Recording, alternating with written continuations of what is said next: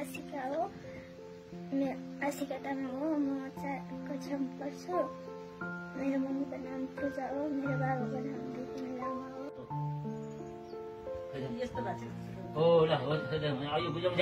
बिहान भएर दिनभरिमा तन्ना तन्नाहरू के अरे फेरेको गर्नु पर्छ, त्यस्तो त छैन। 11 वर्षको बच्चा 2 वर्षको यस्तो बिरामी। अब भन्दा बढी धेरै अब चाहिँ 2 वर्ष भयो।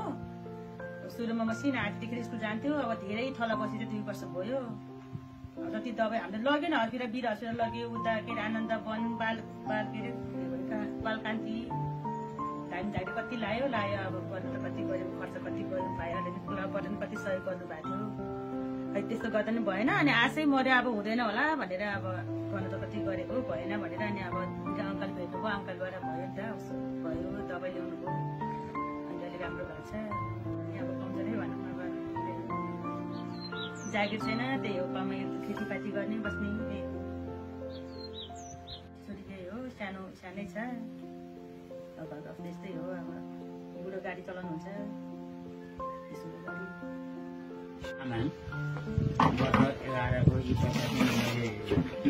बिरामी हुन्छु नि गाउँघरको हल्लामा। वास्तवमा मलाई आधिकारिकमा थाहा भएको होइन, हल्लाको रूपमा सुनेँ। हल्लाको रूपमा चाहिँ त्यस्तो खालको बिरामी भने एउटा मलाई चाहिँ अब फोटो खिचेर मेल गर्ने भनेर भने उहाँले साथीहरूले मेल गराउनुभयो।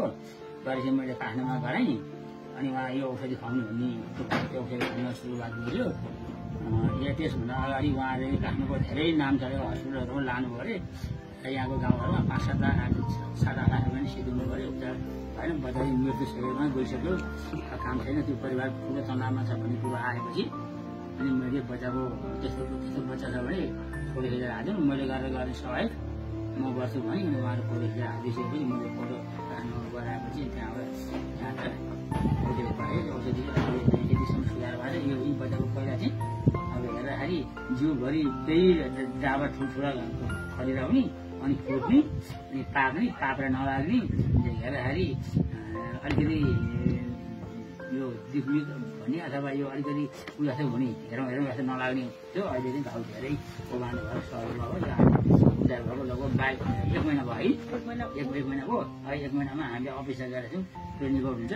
र मलाई यो बच्चाको लागि बच्चाको आर्थिक अवस्था कमजोर भएकाले यो बच्चालाई पठन पाठन गर्नदेखि लिएर औषधि उपचार सम्पूर्ण कतैबाट सहयोग सबैले विचार एउटा मानव धर्म भावुक विश्वास एउटा महानुभावहरू भेट्नुभयो, देख्नुभयो, हेर्नुभयो भने सहयोग गर्ने भने म यो सहयोग यहाँले जुटाइदिन्छु र मैले पनि सहयोग गरिहाल्छु, म गर्छु पनि अहिले पनि।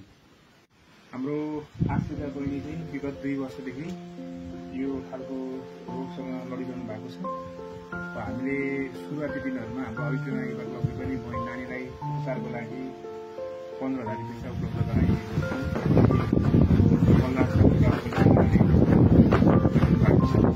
यसमा चाहिँ देश विदेशमा हुने सम्पूर्ण दाजुभाइहरूलाई नानीको उपचारको लागि आर्थिक सहयोगदेखि लिएर उपचारको कुराहरूको पनि सहयोग गर्ने निमित्त अनुरोध गर्दछु। सँगसँगै हाम्रो स्थानीय सरकारले पनि आफ्नो वडावासीका बालबालिकालाई चाहिँ रोग लागिरहँदाखेरि उहाँहरूको उपचारको लागि थप पहल गर्नु पनि ध्यान बसाउनु पर्छ।